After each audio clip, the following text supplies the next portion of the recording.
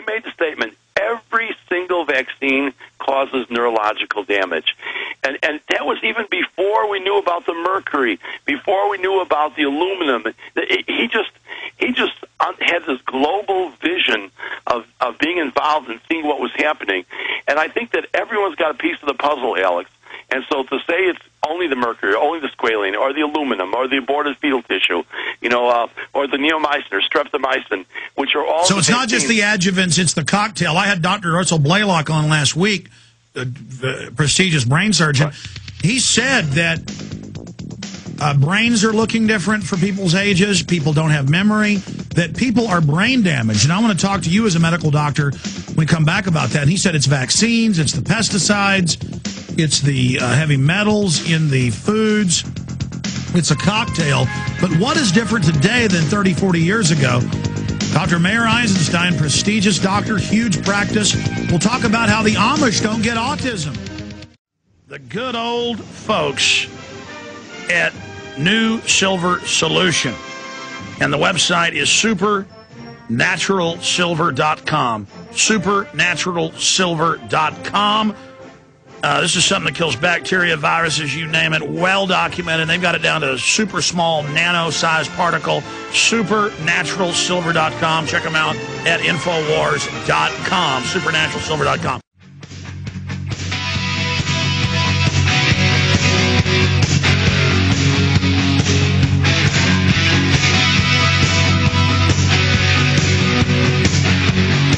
I sleep good at night, ladies and gentlemen, because I know from not just the White House Science Czar's own government policy book, Eco-Science, but from the United Nations Biological Diversity Assessment, 89, 96, from the State Department Memorandum 200, the Royal Commission on Population, 49, from the minutes and documents of the Carnegie and Ford Foundation that are public from even 80 years ago.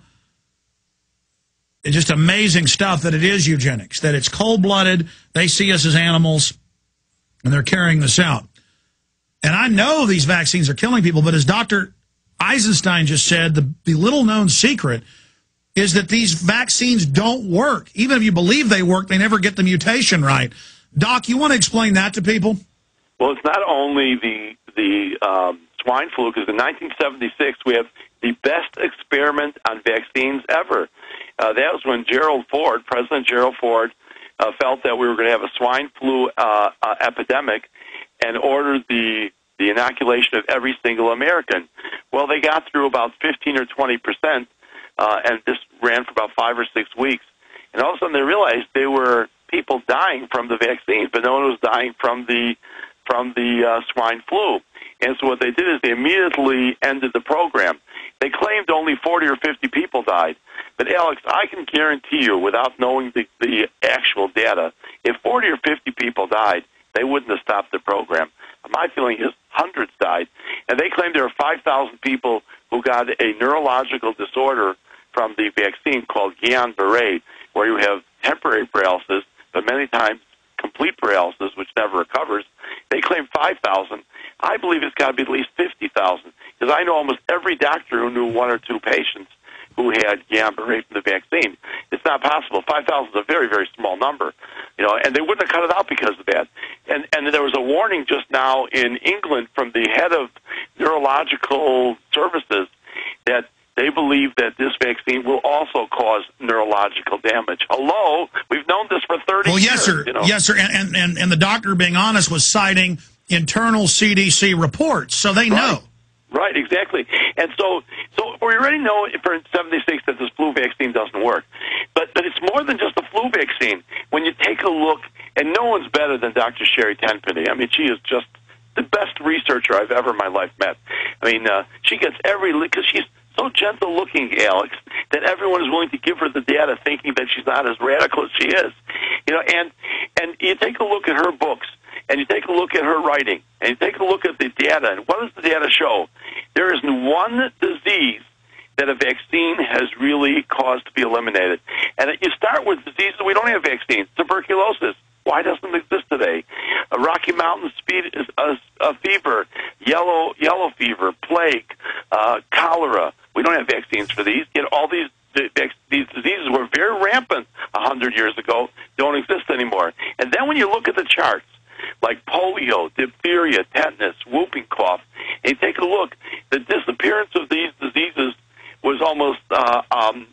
it just kept going from 80 years ago. There was a lot of these diseases, and now less and less. Then the vaccine comes in. The vaccine should change the curve. That it should drop right down. It doesn't. It continues at the same curve. So you take the tuberculosis curve, no vaccine. Overlay. Well, doctor, let me stop you because I'm aware of the Australian, U.S., British, Canadian data. The graphs can all be superimposed. In fact, I should even dig one up online and post it. Because of indoor plumbing, because of sanitation, because of better nutrition, you see starting 100 years ago a massive plunge in all these diseases. Then vaccines worldwide become popular, and the diseases actually across the board start going back up, proving that these are hurting people's immune systems, causing problems. I'm not stealing your thunder. No, you're not. It's just you're moving quickly. It is conclusive, and that's why the eugenicists want to shoot you up, the evidence shows, is because they believe they're naturally coming in to reapply diseases that hand washing and better nutrition and running water have gotten rid of. Go ahead, sir. But, let me tell you, you are 100% right. But here's what's happened. There's not a lot of treatment for many of these diseases that we mentioned. And so they have to come up with a real scheme, and that is, how do we create chronic illness, arthritis, cancer, heart disease, where people will live for a substantial amount of time and will have to take drugs for the rest of their life. And that's what we've done. We've replaced infectious disease with chronic illness, and I'm convinced the vaccines are the #1 cause of our chronic illness. And by the way, you said that in books years ago and on the show. Now we have mainstream news reporting in laboratory tests that it's giving the rats they give the vaccines to chronic, hardcore arthritis. We'll be right back and talk about that with Dr. Eisenstein. Do you understand how dark it is? How far down the line we are? How late it is?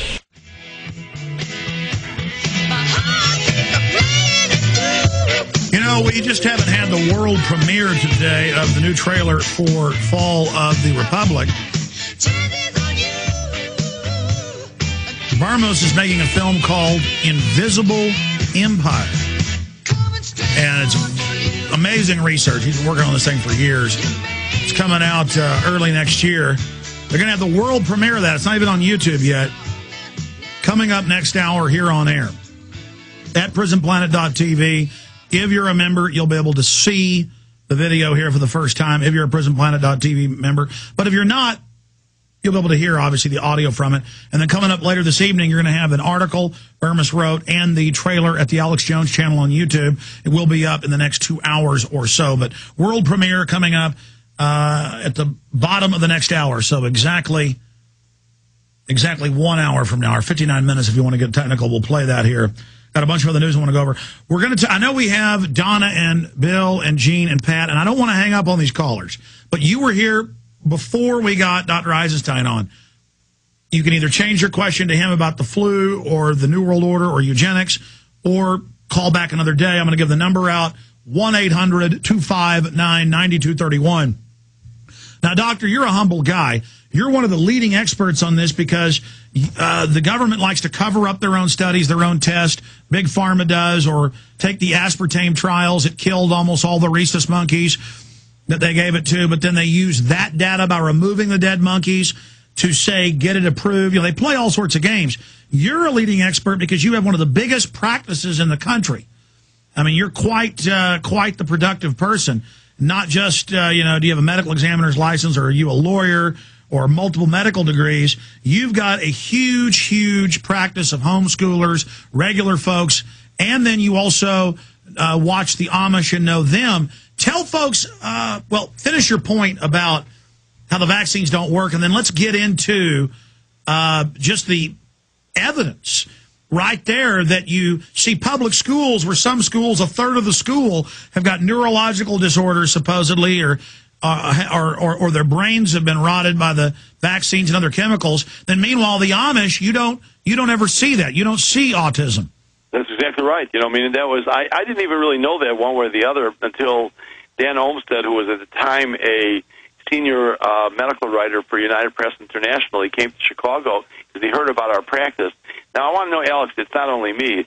Dr. Rosie, Dr. Schattauer, Dr. Zumhagen, and 20 other doctors have worked with me over the last 30-plus years. And we've always had a practice that gave vaccine choice to families. And you asked earlier, what's the difference from 35 years ago? Well, 35 years ago, they didn't give 58 vaccines to children in the first couple of years of life. We gave 10 or 12. Still most probably problematic, but the problem wasn't a fraction was today. So Dan Olmsted comes to Chicago.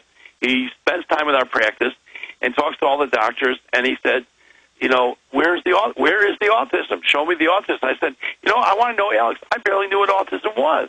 I'd read about it in the textbooks, but that was about it. Never saw a case, And we have been delivering babies at home, and that's mainly what we've